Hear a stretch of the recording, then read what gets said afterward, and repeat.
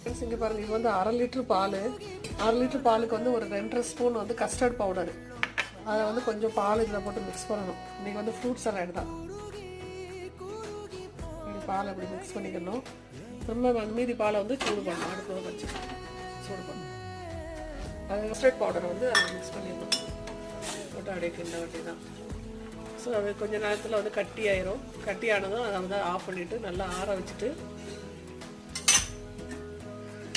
பழங்களெல்லாம் அதில் வந்து போடணும். வெட்டி போட்டோன்னா ஃப்ரூட் சலாட் வந்து ரெடி ஆகிடும். ஏற்ற மாதிரி சுகர் போட்ட வேண்டி தான்.